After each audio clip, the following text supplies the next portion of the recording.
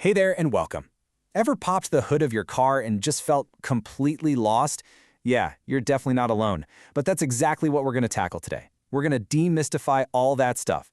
The goal here is pretty simple. We want to swap out that confusion for some real confidence so you feel like you're in the driver's seat of your car's health. All right, let's get into it. We have all been there, right? You're just driving along, maybe listening to some music, and then ding, some weird little light pops up on your dash, and your heart just sinks. You immediately start thinking, oh no, what is that? Is this bad? Is this going to cost me a fortune? Well, that exact feeling of dread, that's what we're going to put an end to today. So here's the game plan for today. We're going to start with the tools of the trade. Then we'll get into a guide to fluids. After that, we'll tune our ears and eyes to the sights and sounds your car is making. And we'll wrap it all up by decoding your dashboard. It's a quick journey, but by the end, you're going to feel so much more comfortable with your car. All right, first up, let's talk tools. And look, don't worry, I'm not about to tell you to go buy a $1,000 professional tool chest. Not at all. We're just talking about a handful of simple, cheap things that will give you the power to handle the absolute basics. Okay, this first one is your secret weapon against that dreaded check engine light. It's a computer scanner. All you do is plug this little gadget into a port that's usually right under your steering wheel. It then talks to your car's computer and spits out something called a diagnostic trouble code, or DTC. Basically, it's a code that tells you exactly what the car is complaining about. No more guessing games, it's a total game changer. Now, besides the scanner, there are a few other basics you'll want in your trunk. A tire pressure gauge? Absolutely essential. It's good for your safety and it'll save you money on gas. A battery tester is also great because it can tell you if your battery's about to die before you get stranded somewhere. And even simple stuff like a utility knife, a small hammer, or a tape measure can come in super handy for little things, like measuring for new wiper blades or giving a stuck part a little tap. Okay, we've got our tools. Now let's talk about the actual lifeblood of your car. It's fluids. Seriously, you can think of them just like the blood running through your own body. Keeping these fluids topped up and clean is probably the single most important thing you can do to make sure your engine lives a long, healthy life. All right, let's start with the big one, checking your engine oil. It's so easy. It's just 5 simple steps. First, make sure the engine is off. Then find the dipstick. It almost always has a bright yellow or orange handle, and pull it out.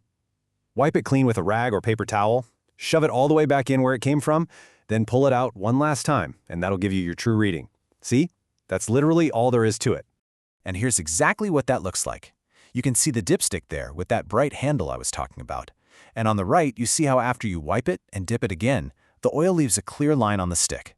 It'll have little marks on it, usually a full and add line, so you know exactly where you stand. Okay, I need you to listen really closely to this next part. This is a super important safety tip about your engine coolant. You never, and I mean ever, open the radiator cap or the coolant reservoir cap when the engine is hot. That system is under a ton of pressure, and hot, scalding liquid can literally explode out of there.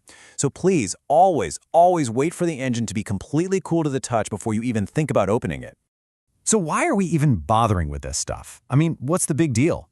Well, it's because spending, 5 minutes checking your oil can literally be the difference between a car that runs for years and an engine that completely dies on you. We're talking about preventing a total, catastrophic failure. This is the definition of preventative maintenance, and it can save you thousands of dollars in repairs. Okay, moving on. Let's talk about something a little different. Just using your eyes and ears. Your car is always talking to you, and not just with those dashboard lights. If you learn to pay attention to new sights and new sounds, you can often catch a small problem before it turns into a really big one. Here's a classic example. You know that horrible high-pitched squeal you sometimes hear when a car starts up? Well, that's not just some random annoying noise. It's your car telling you something specific. It's a direct signal that one of the belts isn't tight enough. The belt tension is off. It's slipping, and that's the sound it makes. And it's not just about listening. You can also just look. When you're looking at the engine belts, you're looking for really obvious stuff. Are there little cracks in the rubber? Is it frayed on the sides? Another big one is something called glazing. That's when the belt gets all shiny and smooth. That's a bad sign. It means it's old and can't get a good grip anymore. Here's another easy one to spot. Just pop the hood and look at your car battery.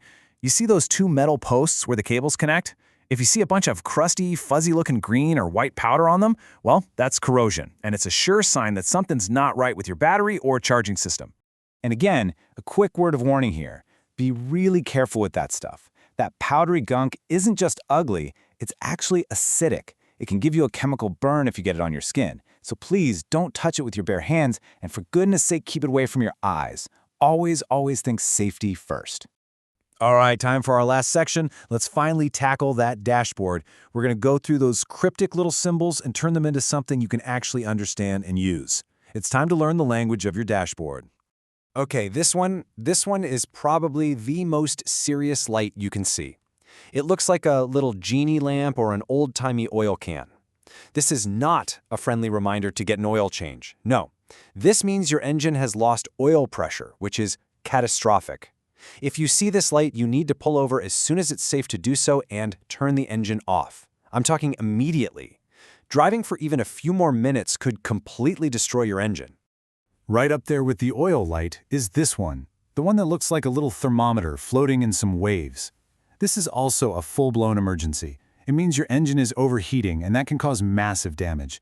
Just like the oil light, your only move here is to find a safe place to pull over and shut the car off right away. Don't try to make it home. So, what about this one that says ABS? This one's a little less pull over right the second, but it's still important. It means there's a problem with your anti-lock braking system. Now here's the key. Your regular brakes will still work just fine. You can still stop the car. But that extra safety feature that keeps your wheels from locking up in a panic stop, that's not working. So you'll want to get that looked at pretty soon. And this light, the one with the little person and a big circle in their lap, that's your airbag light. If this light stays on while you're driving, it means the car's computer has found a problem in the airbag system. And that means in a crash, your airbags might not go off. So for obvious safety reasons, you need to get that checked out by a pro. And finally, let's clear up a common point of confusion: the difference between check engine and service vehicle soon. The check engine light is usually tied to your emissions system. And hey, little pro tip for you: before you panic, make sure your gas cap is on tight. A loose gas cap is a super common reason for that light to come on. The service vehicle soon light, on the other hand, is usually much less urgent. It's more like a polite reminder that you're due for an oil change or some other scheduled maintenance. Big difference. So when you put it all together, what's the main takeaway here? It's that you, yes you, are your car's first line of defense. You don't need a fancy degree in mechanics.